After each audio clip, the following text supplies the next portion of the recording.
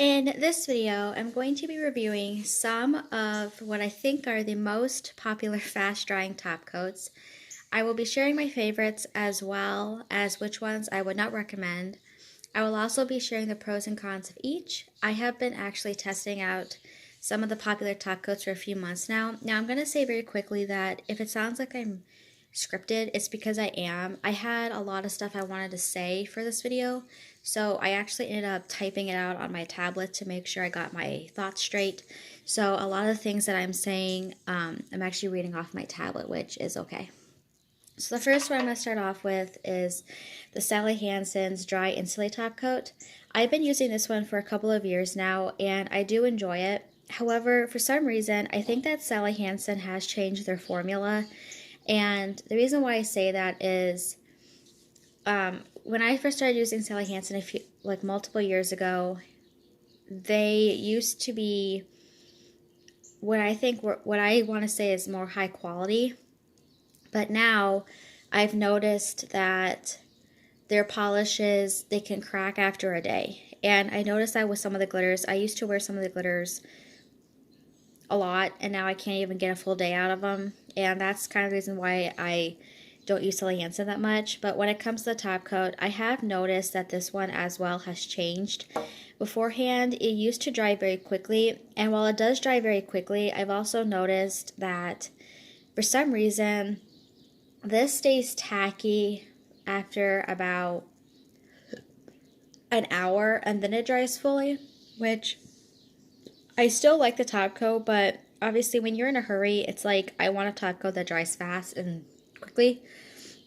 I also noticed that with this top coat, if you get to below the bottle, this is not below the bottle, it just looks like it, that if you get to about halfway point, or as I say the sign on here, I noticed that this gets very, very foggy and very, very thick. And I think personally that it's best to toss the bottle at that point because it's really thick, it's gloopy, it's foggy, and on top of it, if you don't apply it correctly, you can get a lot of bubbles in your polish, which I personally don't love. But I will say though that you can get this pretty much anywhere, and you can get off Amazon. I still like this top coat, and I continuously repurchase it just because I do like it, and it does dry down pretty fast, but I'm always, testing out new top coats as well. The second one I'm going to review is the Essie's Good to Go top coat.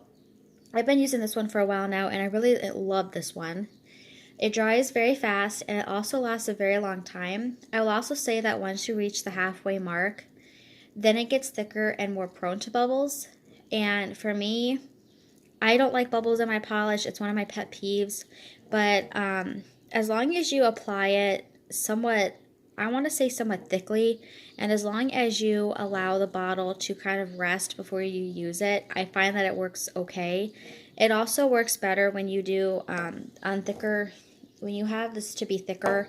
I find that this works best over a solid color manicure, not a nail art design, just because I've noticed that sometimes when polishes get thicker, they can actually smear your design, and if you've been working on your design for a long time, that's obviously not exactly fun. I will say though that this is available pretty much anywhere, even online. It is on the pricier side, but for me it's personally worth it because I prefer a top coat that's fast drying and higher quality.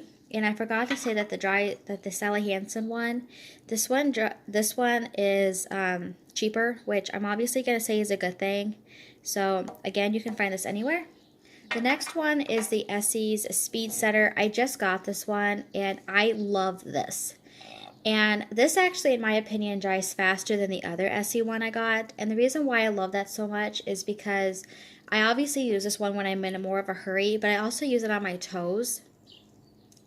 And I'm just gonna say this: when you're if you have pets in general, you probably understand what I mean by this, where you go to do your toenails, and then like 5 minutes later, your dog is like, "I'm gonna lay directly on your feet." And my dogs do this, my cat does this, and it's annoying. So I do notice that that's my reason why I don't paint my toenails that often. But I notice that this does help prevent smudging, and it dries down very, very quickly. I don't know what this is going to be like when it gets to the halfway bottle or halfway mark, so we'll find out then. But I love this one. It is, again, on the pricier side, but I really think it's worth it, especially because of how quickly it dries.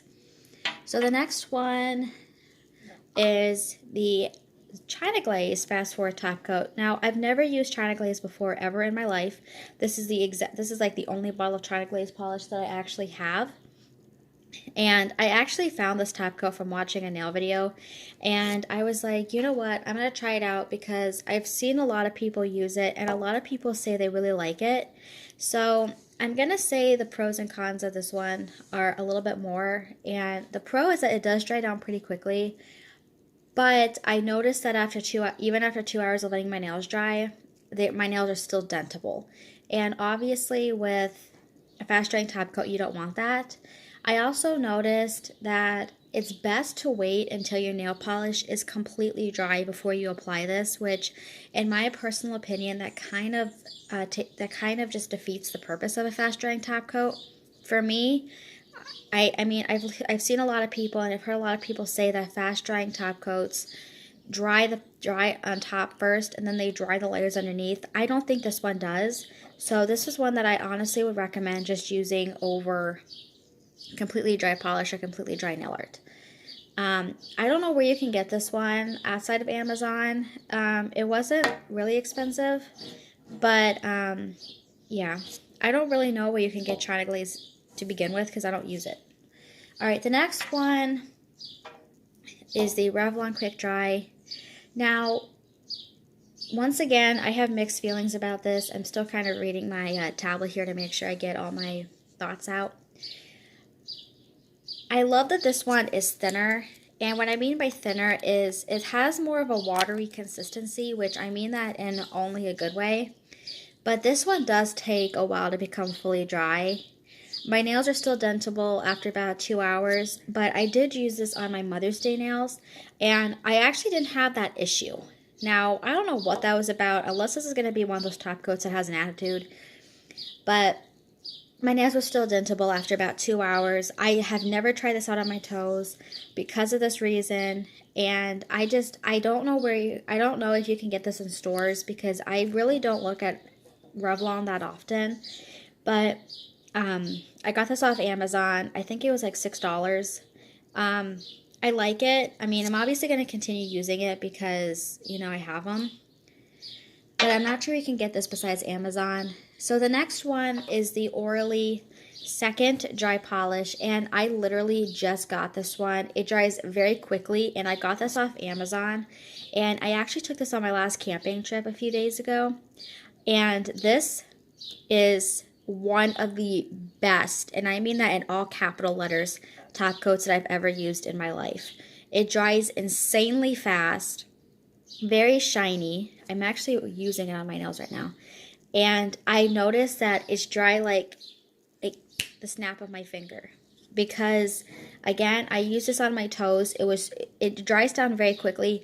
One thing I do want to say, though, about this top coat, and some other top coats obviously, is whenever you go to do a nail art design, always make sure that if you apply the top coat to your nails, that you wipe off the top coat brush on a paper towel or a napkin or something before you put it back in the bottle, just in case if any of the base color of the polish you used got rubbed off on the brush, because you obviously don't want to, you know, color your clear polish.